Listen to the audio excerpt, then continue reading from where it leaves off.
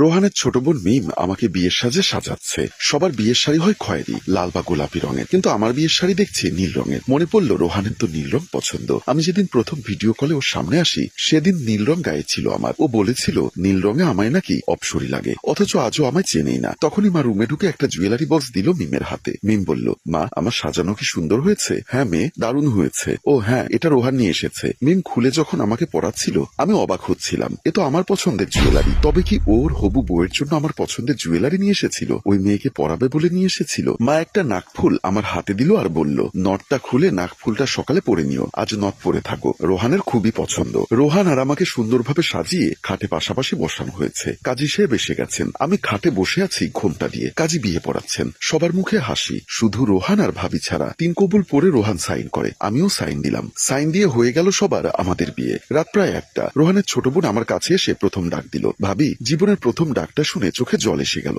আমি রোহানের বউ, ওর স্ত্রী আমি। ওর নামে আজ থেকে আমি পরিচিত। ভাবতেই খুশিতে চোখে জল। ভাবি, ভয় পেও না, মনে সাহস রাখো, দেখবে সব ঠিক হয়ে যাবে। আমি মাথা নাড়ালাম। মিম বের হয়ে গেল রুম থেকে। হয়তো রোহান বাহিরে দাঁড়িয়ে আছে আমার কাছে আসার জন্য। আমি ঘোমটা তুলে চারিদিকে তাকিয়ে দেখছি চারিদিকে লাইট দিয়ে সুন্দর করে সাজানো হয়েছে, যেমনটা আমি স্বপ্নে দেখেছি। আর রোহান আমার সব পছন্দের কথা জানে। আমার বাসর ঘরটা আমার পছন্দতেই সাজানো থাকবে, তাও আবার এত সুন্দর করে, তা আমি কখনোই ভাবতে পারিনি। তখনই ভাবি এসে বলল, এই যে শুনছো কি বলছি? আমি তখনই চেহারা নিচু করে রাখলাম। ভাবি হেসে বলল, বিছানার ফুলগুলো যেমন আছে সকালেও যেন ঠিক তেমন থাকে, নষ্ট যেন না হয়। আমি মাথা নাড়িয়ে আচ্ছা সম্মতি জানালাম। রাত 2:30। রোহানের কোনো খবর নেই। আমি ইয়া বড় ঘোমটা দিয়ে বসে আছি খাটের এক কোনায়, যাতে ফুলগুলো নষ্ট না হয়। সকালে ভাবি এসে জিজ্ঞাসা করলে কি উত্তর দিব আমি বুঝতে পারিনি। ভাবি যে দুষ্টুমি করে বলে গেছেন। কিছুক্ষণ পর দরজা নক করে রোহান রুমে প্রবেশ করলো। এই প্রথম ওর উপস্থিতিতে আমি আটকে উঠলাম। অজানা এক ভয় আমার বুকের ভেতর। ও আমাকে মন থেকে একসেপ্ট করছে তো? বিয়েটা ওর ইচ্ছেতে হয়েছে তো? ও আমায় স্ত্রী রূপে মেনে নিবে তো? নাকি আমি হারাবো আমার অধিকার? আমার চিন্তাগুলোর অবসান ঘটিয়ে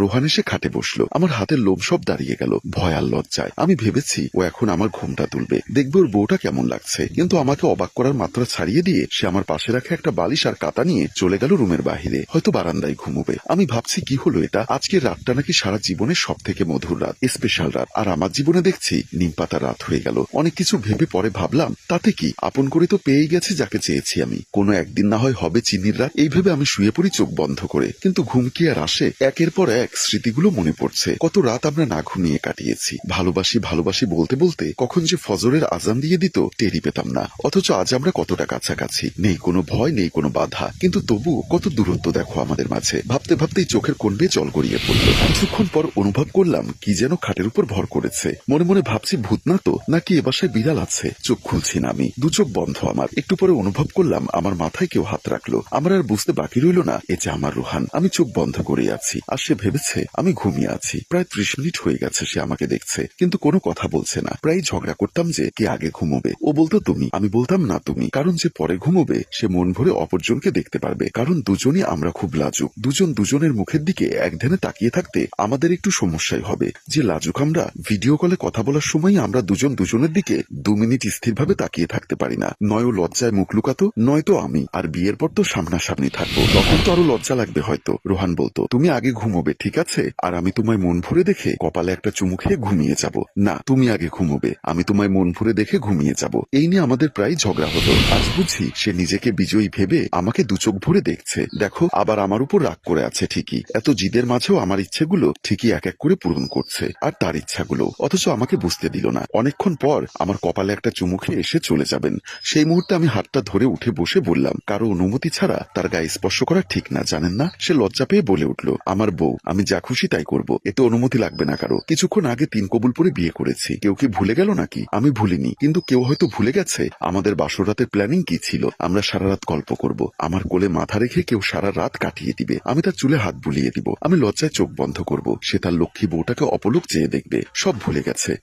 একটুও ভুলিনি। এই বলে রোহান তার লক্ষ্মী বউটাকে এক ঝটকায় বুকে টেনে নিল। আমি না হয় রাগ করে আছি, রাগটা কি ভাঙানো গেল না? না গেল না। এত কষ্ট কেন দিলে আমায়? বারে, তুমি যে আমায় এতদিন দিয়েছো সেটা কিছু হলো না, না? তাই বলে আমায় তুমি অস্বীকার করবে? আমি বাসায় এসেই মাকে তোমার কথা বলে দিয়েছি, আর বলেছি, মা তুমি বাবাকে বলে বিয়ের ব্যবস্থা করো। আমি এই মেয়েকে ভালোবাসি, ওর নাম অনন্যা, আমাদের অনেক দিনের রিলেশন, আর আমি ওকেই বিয়ে করব। ওর জন্যই আমি দেশে এসেছি। আর আমি খালার বাড়ি থেকে এসে আজই তোমার বাসায় যেতাম পাগলি। যদি আমার বিয়ে হয়ে যেত, হতো না, আর হলেও আমি সেখান থেকে তোমায় তুলে নিয়ে আসতাম। আর শোনো কলিজা, সবচেয়ে বড় কথা, আমার বিশ্বাস আছে যে আমার অনামিকা আমার আমারই হবে, শুধুই আমার। তাহলে এসব তোমার অভিনয় ছিল? জি লক্ষ্মীটা, আপনাকে বোঝাচ্ছিলাম আপনার জীবনে আমার মূল্যটা কতখানি। আর আমি তো জানি আজ আমাদের বিয়েটা হবেই। মায়ের সাথে সব প্ল্যানিং করা ছিল। আর ছোট বোন সব জানেন যে তোমায় আমার পছন্দ মতো সাজিয়েছে। আর মায়ের উপরে ভাইয়া ভাবিরা কিছুই বলতে পারেন না, বুঝেছো? অনেক বড় অভিনেতা হয়ে গেছো না? যাও, ছাড়ো, সরো আমার কাছ থেকে। আজ অনেক কষ্ট দিয়েছো আমায়। ছাড়ার জন্য তো হাতটা ধরিনি, সারা জীবনের কষ্ট দূর করার জন্য